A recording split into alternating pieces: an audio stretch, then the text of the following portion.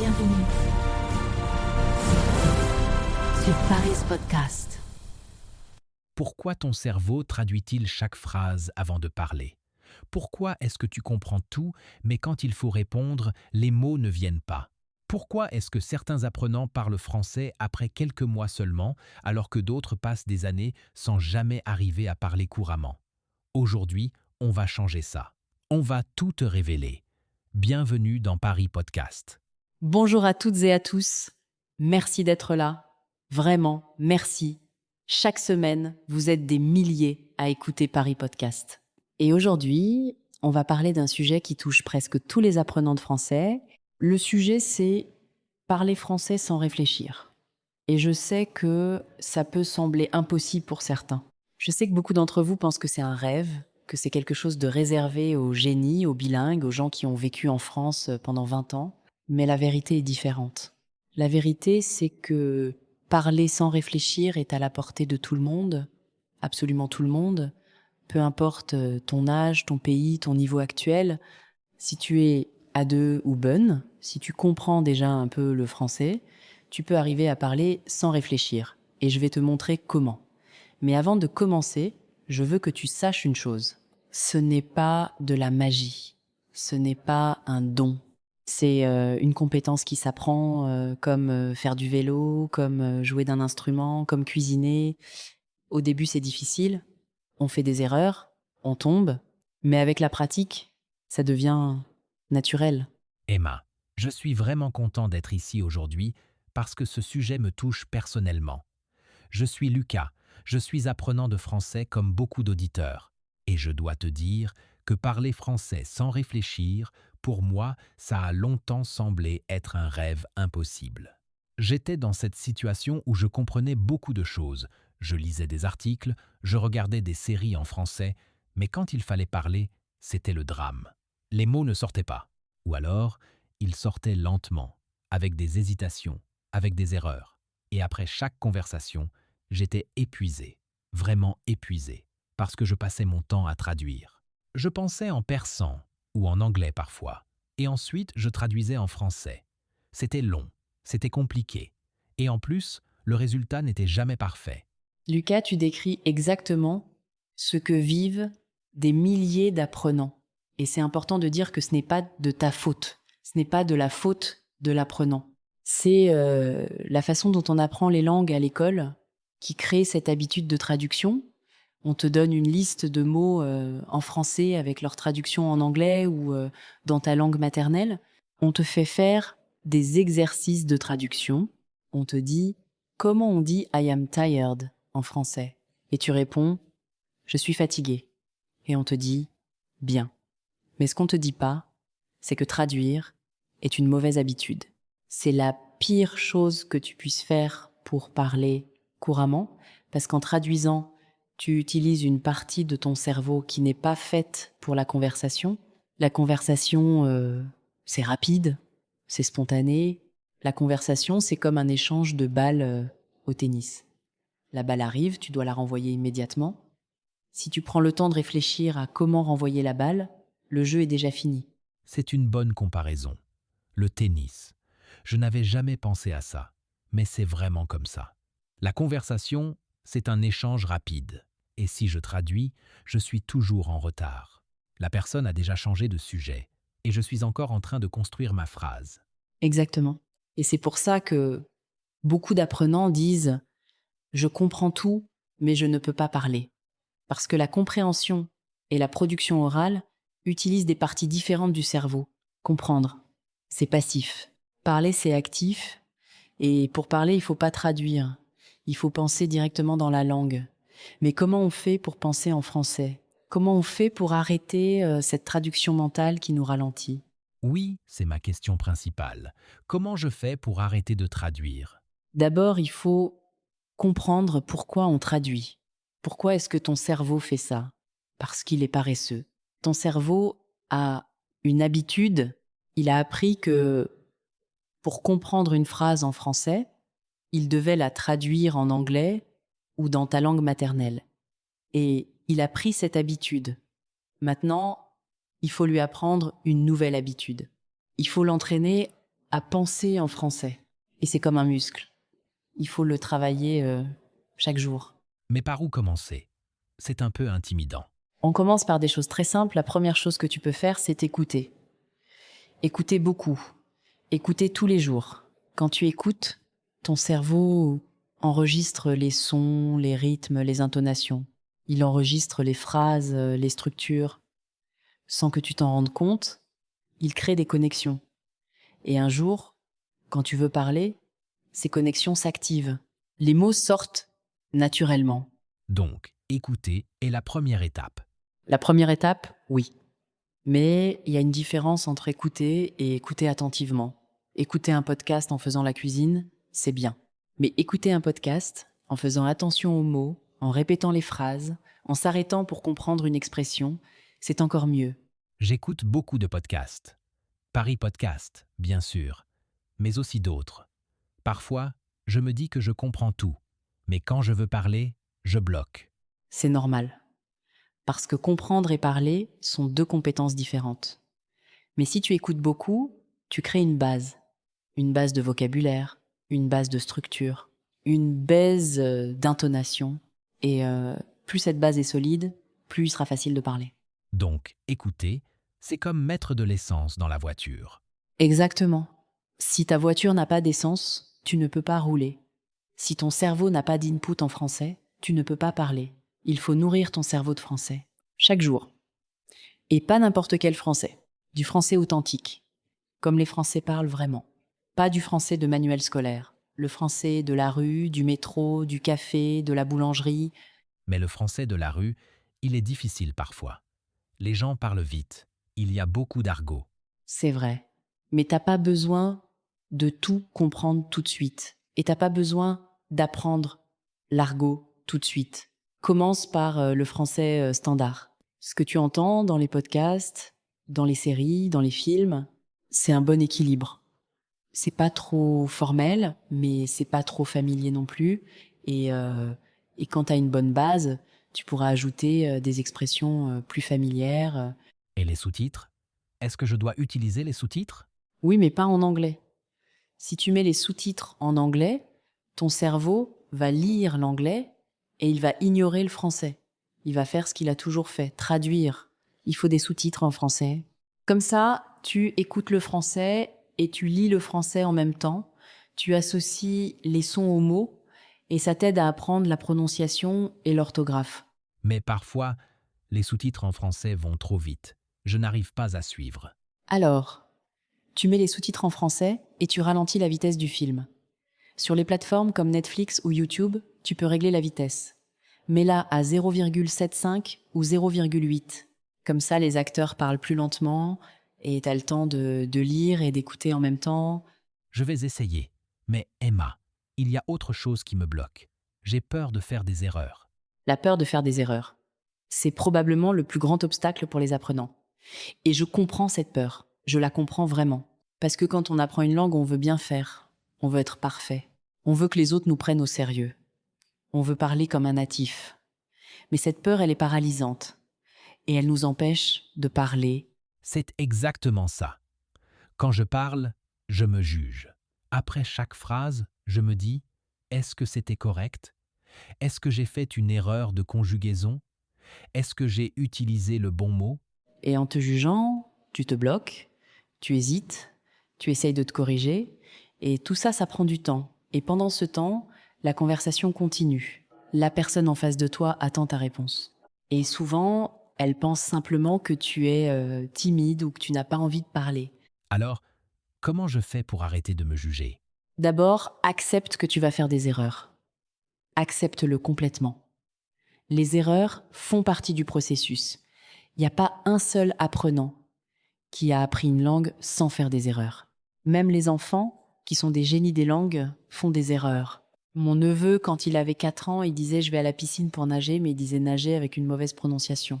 Et personne ne lui disait « tu es nul ». Non, on le corrigeait gentiment et il apprenait. Donc, je dois être comme un enfant. Oui, sois comme un enfant. Un enfant n'a pas peur de faire des erreurs. Un enfant parle, il essaye, il expérimente, il apprend, il ne se dit pas Oh, j'ai fait une faute, je vais arrêter. Non, il continue parce que l'important pour lui, c'est de communiquer, d'être compris. C'est un bon conseil, mais c'est plus facile à dire qu'à faire. La peur est forte. Je sais que c'est difficile. Mais plus tu parles, moins tu as peur. Parce que tu réalises que les gens ne sont pas en train de juger tes erreurs. Ils écoutent ton message. Ils veulent comprendre ce que tu dis. Et une phrase avec une petite erreur est parfaitement compréhensible. Par exemple, l'autre jour, j'ai dit « Je suis allé au supermarché et j'ai acheté des légumes. » Mais j'ai oublié le participe passé. J'ai dit « acheter » au lieu de « acheter ». La personne a compris parfaitement. Exactement. Les Français comprennent le sens général. Les petites erreurs de grammaire ne sont pas très importantes. Ce qui est important, c'est la communication. Alors, n'aie pas peur. Parle. Fais des erreurs. Et si quelqu'un te corrige, dis-lui merci. La correction, c'est un cadeau. Mais Emma, il y a aussi le problème du rythme. Les Français parlent vite. Parfois, je n'arrive même pas à suivre. C'est vrai que les Français parlent vite. Mais il y a une astuce. Tu n'as pas besoin de comprendre chaque mot. L'important, c'est de comprendre l'idée générale, le contexte. Par exemple, si quelqu'un te dit «Tu as vu le match hier soir, c'était incroyable», même si tu comprends pas tous les mots, tu comprends qu'il parle d'un match et qu'il est excité. Avec le contexte, tu devines le reste. Oui, je fais souvent ça. Je devine le sens avec le contexte. C'est une excellente stratégie. Et si tu ne comprends vraiment pas, tu demandes. Tu dis «Pardon, tu peux répéter?» ou «Plus lentement, s'il te plaît». Ce n'est pas une honte de demander, c'est normal. Même les Français demandent parfois de répéter. Donc, je n'ai pas besoin de tout comprendre pour parler. Non. Et c'est une chose que beaucoup d'apprenants ne comprennent pas. Ils pensent qu'ils doivent comprendre chaque mot avant de parler. Mais c'est faux. Dans une conversation, on comprend les idées, pas les mots. Les mots, c'est juste le support. C'est une libération. Exactement. Et maintenant, je veux te parler des phrases automatiques. Ce sont des phrases que tu peux dire sans réfléchir. Des phrases que ton cerveau a enregistrées et qui sortent toutes seules. Comme « Bonjour, comment ça va ?» Oui, exactement. Mais aussi d'autres phrases. Par exemple, quand on te propose quelque chose, tu dis oui, avec plaisir ou non, merci. Quand tu es d'accord, tu dis je suis d'accord. Ou tout à fait. Ces phrases, tu les connais déjà et tu n'as pas besoin de traduire. Elles sont automatiques. Mais il me faut plus de phrases automatiques. Pour cela, tu dois écouter et répéter. Prends un podcast, une vidéo, un film. Choisis une phrase que tu aimes. Par exemple, je pense que c'est une bonne idée. Répète-la plusieurs fois. 5 fois, 10 fois, 20 fois, jusqu'à ce qu'elle devienne naturelle. Et ensuite, essaye de l'utiliser dans une conversation. Donc, c'est une question de répétition. Oui, la répétition est clé, mais pas une répétition mécanique. Une répétition consciente où tu fais attention à la prononciation, à l'intonation. Et plus tu répètes, plus ta bouche et ton cerveau s'habituent au son du français. Et qu'est-ce que je fais avec le vocabulaire? J'apprends des mots, mais je les oublie vite. C'est normal d'oublier, mais il y a une façon d'apprendre le vocabulaire qui est plus efficace. Au lieu d'apprendre des mots isolés, apprends des phrases. Par exemple, n'apprends pas le mot fatigué. Apprends la phrase. Je suis fatigué. Le mot est dans un contexte. Et quand tu veux dire que tu es fatigué, la phrase entière vient à ton esprit. C'est plus facile? Oui, parce que le cerveau retient mieux les phrases que les mots, et en plus tu apprends la structure de la phrase en même temps. Tu apprends que fatigué va avec être et pas avec avoir. Parce que beaucoup d'apprenants disent « j'ai fatigué ». Exactement. Mais si tu apprends la phrase « je suis fatigué », tu ne feras pas cette erreur. Parce que tu as appris la phrase entière, pas seulement le mot. C'est génial. Alors, je dois apprendre des phrases, pas des mots. Ouais. Et une autre astuce, utilise ton temps libre pour écouter du français. Dans le métro, en marchant, en faisant le ménage, en faisant du sport. Même si tu n'écoutes pas attentivement, ton cerveau enregistre. Il s'habitue au rythme à la mélodie du français. Je vais faire ça. Mais Emma, il y a un autre problème. Quand je parle, je cherche mes mots. Je sais ce que je veux dire, mais le mot ne vient pas. Je le sens sur le bout de la langue, mais il ne sort pas. Ah, le fameux sur le bout de la langue. Tout le monde connaît ça. Et il y a plusieurs façons de gérer ce problème. La première, c'est de ne pas paniquer. Prends une petite pause. Dis ou du coup, ces mots magiques te donnent du temps pour réfléchir. Du coup, c'est un mot magique? Oui. Les Français utilisent du coup tout le temps. C'est un mot qui n'a pas de sens très précis, mais il sert à faire une transition, à marquer une pause. Par exemple, du coup, je pense que, ou du coup, on peut. C'est très utile. Donc, je peux dire « du coup » quand je réfléchis. Absolument. Et pendant que tu dis du coup, ton cerveau a le temps de trouver le mot, et si le mot ne vient vraiment pas, tu utilises un mot plus simple. Par exemple, si tu ne te souviens pas du mot épuisé, tu dis très fatigué. C'est plus simple et tout aussi compréhensible. Alors, je n'ai pas besoin d'utiliser des mots compliqués. Pas du tout. Les Français utilisent souvent des mots simples. Parler simplement, c'est parler comme la plupart des gens. Pas besoin de faire des phrases complexes.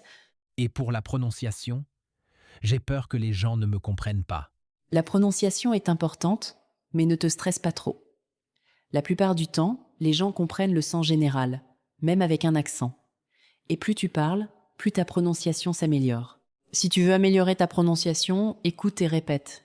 Fais de la shadowing. C'est une technique qui consiste à répéter immédiatement ce que tu entends, comme une ombre. Shadowing? Oui. Tu écoutes une phrase en français et tu la répètes immédiatement avec le même rythme, la même intonation, la même prononciation. C'est un excellent exercice pour améliorer à la fois la prononciation et la fluidité. Je vais essayer le shadowing. Commence avec des phrases courtes.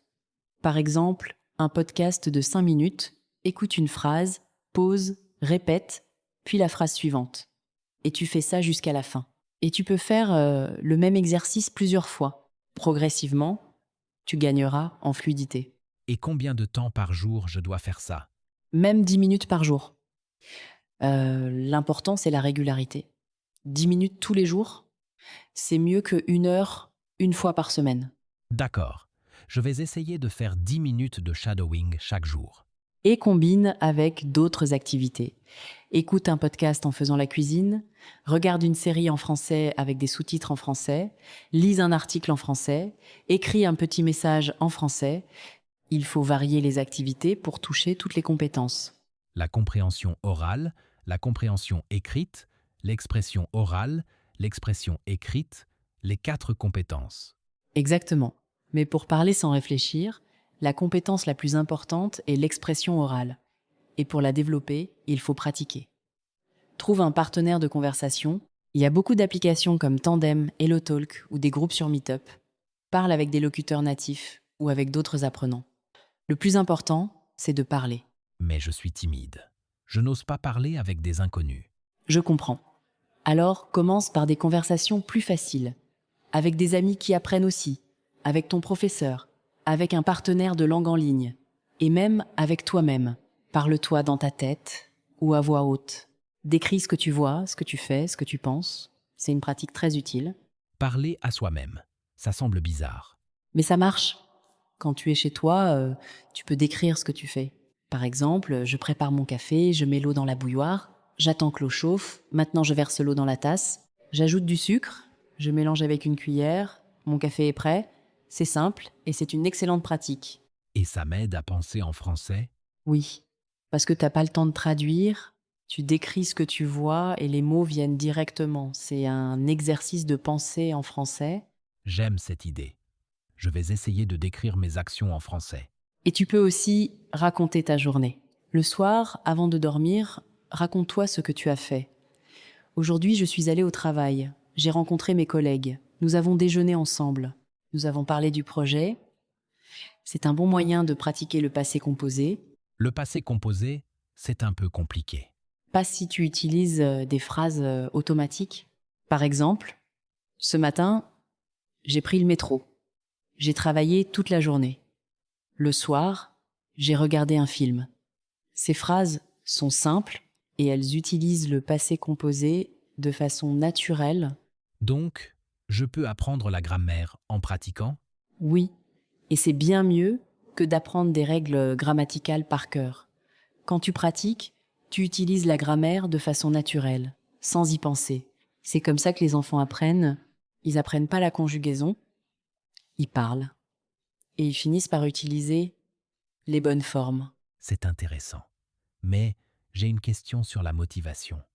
Parfois, j'ai des jours où je n'ai pas envie de pratiquer. Je me sens fatigué, j'ai d'autres choses à faire. Comment je fais pour rester motivé? La motivation est un sujet important. Et je vais te dire quelque chose de très honnête. La motivation ne dure pas toujours. Il y a des jours où on est motivé et des jours où on ne l'est pas. C'est normal. L'important, c'est pas d'être motivé tous les jours. L'important, c'est d'avoir une routine.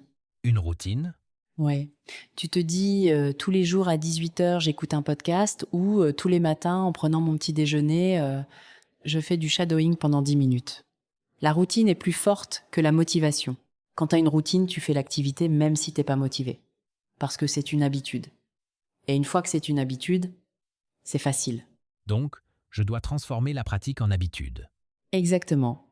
Et pour cela, tu peux commencer par des petites choses. Pas 1 heure de pratique, 5 minutes, 10 minutes. L'objectif est de commencer. Une fois que tu as commencé, tu continues souvent. C'est ce qu'on appelle la loi des 2 minutes. Exactement. La loi des 2 minutes. Fais 2 minutes. Si après 2 minutes, tu as envie d'arrêter, arrête. Mais souvent, tu vas continuer. Parce que le plus difficile, c'est de commencer. Je vais essayer ça. Et une autre chose. Quand j'écoute un podcast, je suis parfois distrait. Mon esprit vagabonde. Comment je fais pour rester concentré? C'est normal. Tout le monde est distrait, parfois. Mais il y a des astuces pour améliorer la concentration. La première, choisir un sujet qui t'intéresse. Si le sujet t'intéresse, tu es plus attentif. La deuxième, te poser des questions avant d'écouter. Par exemple, de quoi va-t-il parler? Qu'est-ce que je vais apprendre? La troisième, prendre des notes. Écrire un mot, une phrase que tu entends, ça t'aide à rester actif. Prendre des notes, c'est une bonne idée. Oui, même si c'est juste un mot. Et tu peux aussi écouter le même podcast plusieurs fois. La première fois, tu comprends l'idée générale. La deuxième fois, tu comprends plus de détails. La troisième fois, tu peux même répéter les phrases. Je n'avais jamais pensé à écouter plusieurs fois. C'est une technique très efficace. Les apprenants qui progressent vite réécoutent les mêmes contenus.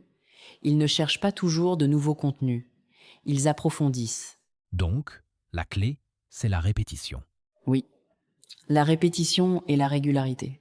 C'est ça le secret. Je me sens plus confiant maintenant. Je pense que je peux le faire. Bien sûr que tu peux le faire. Il y a une chose que je veux que tu te rappelles toujours. Le français n'est pas une montagne impossible à escalader. C'est un chemin qu'on parcourt pas à pas. Chaque petit effort compte. Chaque mot que tu apprends, chaque phrase que tu répètes, te rapproche de ton objectif. Parfois, j'ai l'impression de ne pas progresser. Je comprends. Et c'est une sensation que beaucoup d'apprenants ont, mais le progrès n'est pas toujours visible. Il y a des périodes où on progresse vite et d'autres où on stagne. Mais même quand on stagne en apparence, le cerveau continue à faire des connexions. Un jour, sans raison, tu vas parler et les mots vont venir plus facilement. C'est ce qu'on appelle un déclic. Exactement. Un déclic. Et ce déclic arrive à des moments différents pour chacun, mais il arrive toujours si tu continues à pratiquer. La persévérance est la chose la plus importante. Alors, je ne dois pas abandonner. Non, jamais. Même quand c'est difficile, même quand tu as l'impression de ne pas comprendre, continue. Et n'oublie pas que Paris Podcast est là pour t'accompagner. Nous sommes une communauté. Tu n'es pas seul. C'est rassurant. Et je voulais te demander, est-ce que tu as des conseils pour les moments où je suis bloqué, quand je ne trouve pas mes mots? Oui, quand tu es bloqué, respire. Prends une pause. Utilise des mots de remplissage comme bon, alors, du coup. Et si le mot ne vient vraiment pas, décris-le. Par exemple, si tu ne te souviens pas du mot réfrigérateur, dis « le grand meuble blanc dans la cuisine où on met la nourriture au froid ». La personne va comprendre. Décrire le mot, c'est une bonne astuce. Oui. Et ça te permet de continuer à parler, parce que l'important, c'est de ne pas s'arrêter. Une conversation, c'est un flux continu. Si tu t'arrêtes, c'est gênant. Mais si tu continues à parler, même avec des mots simples, la conversation continue. Je vais essayer de ne pas m'arrêter. Et n'oublie pas de poser des questions. Les questions sont très utiles. Par exemple, si tu ne sais pas quoi dire, tu demandes « Et toi ? Qu'est-ce que tu en penses ?» Comme ça, la personne parle et toi, tu écoutes. Et pendant qu'elle parle, tu as du temps pour réfléchir à ta réponse. Donc, je peux utiliser les questions pour gagner du temps. Exactement. Et les gens aiment répondre à des questions. C'est une façon de montrer que tu t'intéresses à eux. J'aime cette idée. Et maintenant, je me demande comment je peux intégrer tout ça dans ma vie quotidienne. J'ai un travail, une famille, je suis occupé. Je comprends, beaucoup d'apprenants sont occupés. Mais écouter un podcast pendant que tu fais le ménage ou pendant que tu marches, c'est pas difficile. Le temps libre existe. Il faut juste l'utiliser de façon intelligente. C'est vrai. Je peux écouter dans le métro. Oui. Et même 5 minutes peuvent faire une différence. L'important, c'est la régularité, un peu chaque jour. Et pour la lecture, est-ce que je dois lire? Oui, la lecture est excellente. Lis des articles sur des sujets qui t'intéressent. Lis des bandes dessinées. Lis des livres pour enfants. Ce n'est pas une honte de lire des livres pour enfants. Ils sont écrits avec un langage simple et ils te permettent d'apprendre de nouveaux mots dans un contexte. Je vais acheter un livre pour enfants. C'est une bonne idée. Et tu peux lire à voix haute. C'est un double exercice. Tu lis et tu pratiques la prononciation en même temps. Lire à voix haute. Je vais faire ça. Et écrire? Tu écris en français? Très rarement. Alors, commence. Écris un petit journal. 3 phrases par jour. Ce que tu as fait, ce que tu as pensé, ce que tu as ressenti. C'est un excellent exercice. Et ça t'aide à penser en français. Un journal en français. 3 phrases par jour. Je peux faire ça. Et quand tu écris, n'aie pas peur de faire des erreurs. C'est pour toi. Personne ne va le lire. L'important, c'est de pratiquer. Je vais commencer ce soir. Excellent. Et si tu as des questions, si tu bloques sur une phrase, tu peux me les envoyer, je lis les commentaires. Merci Emma. Tu es très gentille. C'est mon rôle. Et c'est aussi mon plaisir. Voir les apprenants progresser, c'est ce qui me motive. Maintenant, je veux parler d'une autre chose. Les erreurs les plus fréquentes. Parce que si tu connais les erreurs, tu peux les éviter. Quelles sont les erreurs les plus fréquentes? La première, c'est l'utilisation de être et avoir pour exprimer des sensations. Beaucoup d'apprenants disent « je suis chaud » pour dire « I am hot » en anglais, mais en français, je suis chaud a un sens un peu différent.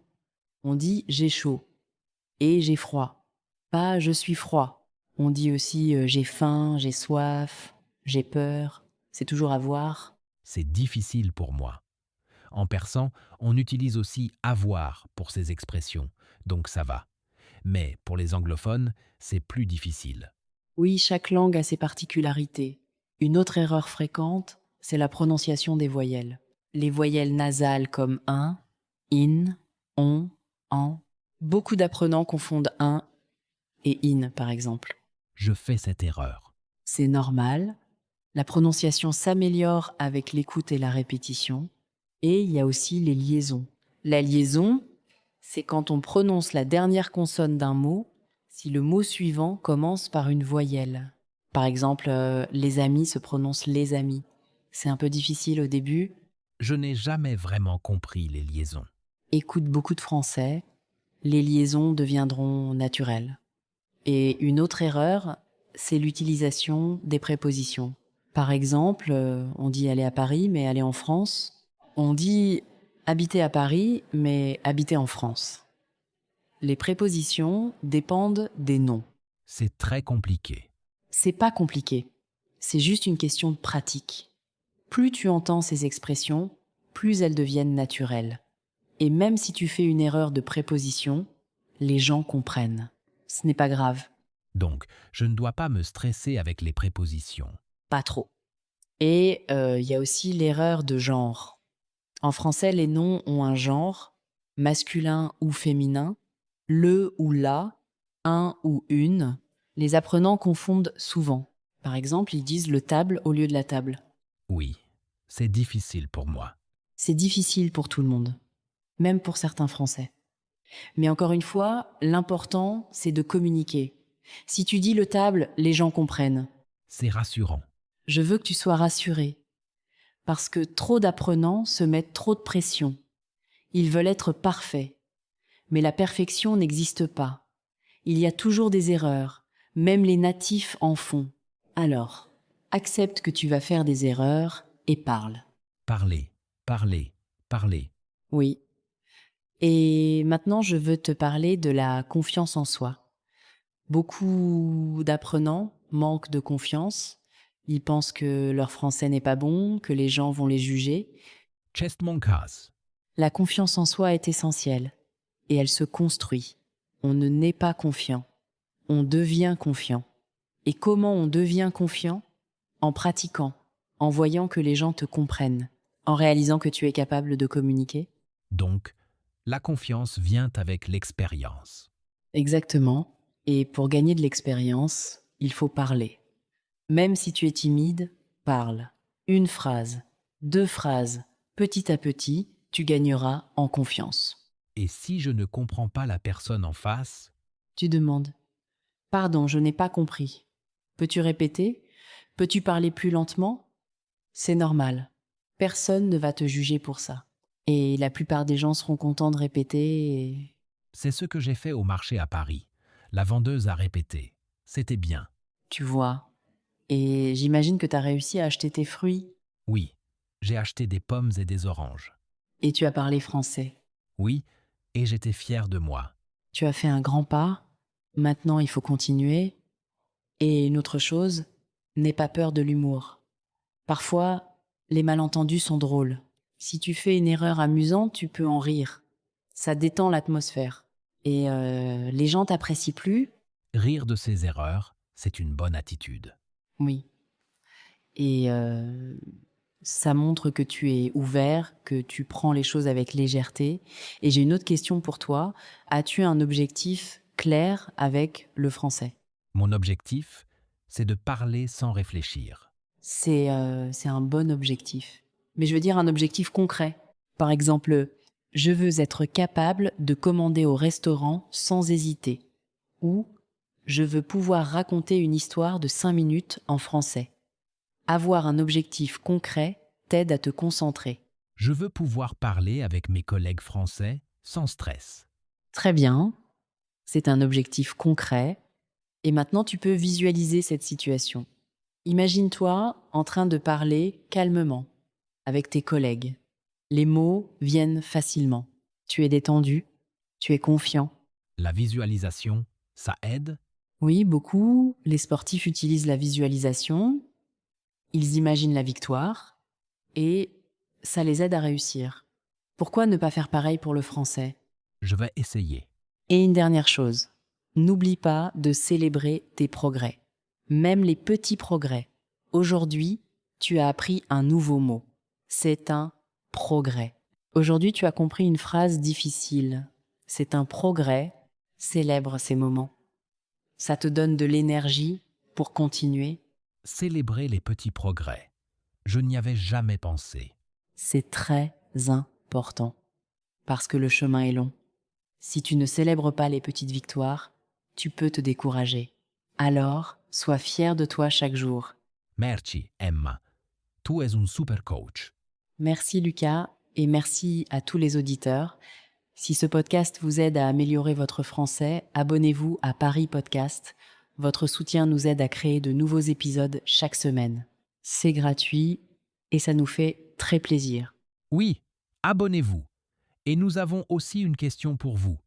Quelle est votre plus grande difficulté quand vous parlez français? Écrivez votre réponse en français dans les commentaires. Nous lisons tous vos messages. Et nous répondons à beaucoup d'entre eux. Alors, n'hésitez pas. Votre expérience nous intéresse vraiment. Et vos questions nous aident à créer des épisodes qui répondent à vos besoins. Donc, commentez. Oui, on vous attend. Et pour finir, je veux résumer ce qu'on a dit aujourd'hui. Il y a eu beaucoup de choses. Oui, beaucoup. Mais les idées principales sont simples. D'abord, arrête de traduire. Pense directement en français. Ensuite, écoute du français tous les jours. C'est essentiel. Ensuite, parle, même avec des erreurs. La pratique est plus importante que la perfection. Ensuite, utilise des phrases automatiques. Apprends des phrases, pas des mots isolés. Ensuite, aie confiance en toi. La confiance se construit avec la pratique. Ensuite, utilise des techniques comme le shadowing et les conversations avec toi-même. Ensuite, sois régulier, un peu chaque jour. Et enfin, n'aie pas peur de faire des erreurs. Les erreurs sont normales et elles t'aident à progresser. C'est un bon résumé. Et ce n'est pas si compliqué finalement. Non, c'est pas compliqué, c'est simple. Mais il faut le faire. La théorie, c'est bien, mais sans pratique, ça ne sert à rien. Alors, je vais pratiquer. À partir de ce soir. Bravo. Et souviens-toi, Paris Podcast est avec toi à chaque étape. Nous sommes une communauté d'apprenants qui s'entraident. Alors, si tu as des questions, écris-les dans les commentaires. Et si tu as des suggestions pour de futurs épisodes, dis-les nous. Oui, on veut savoir ce que vous voulez apprendre. Exactement. Et pour ceux qui veulent aller plus loin, nous avons d'autres épisodes sur la grammaire, le vocabulaire, la prononciation. Écoutez-les. Chaque épisode est conçu pour vous aider. Et nous avons aussi des invités parfois. Des experts, des profs, des apprenants comme vous. Oui, tout le monde est bienvenu, parce que Paris Podcast, c'est pour tout le monde, peu importe ton niveau. Que tu sois on, A2, ben, B2, tu trouveras des conseils utiles. C'est une belle communauté. Oui. Et je suis fière de cette communauté, des gens qui apprennent, qui essaient, qui ne lâchent pas. C'est inspirant. Je suis fier de faire partie de cette communauté. Et nous sommes fiers de toi. Alors, continue. Parle français sans réfléchir. C'est possible. Je vais y arriver. Oui, tu vas y arriver. Et maintenant, une dernière chose. Si vous aimez apprendre le français avec nos conversations, soutenez Paris Podcast avec un abonnement. Merci de faire partie de notre communauté. Vous êtes des milliers. Et chaque abonnement nous donne encore plus d'énergie pour continuer. Abonnez-vous, partagez avec vos amis et n'oubliez pas de commenter. Exactement. Et nous, on continue à préparer de nouveaux épisodes pour vous. Alors, à la semaine prochaine. À la semaine prochaine. Et merci Emma. Merci Lucas, merci à tous. Au revoir. Au revoir.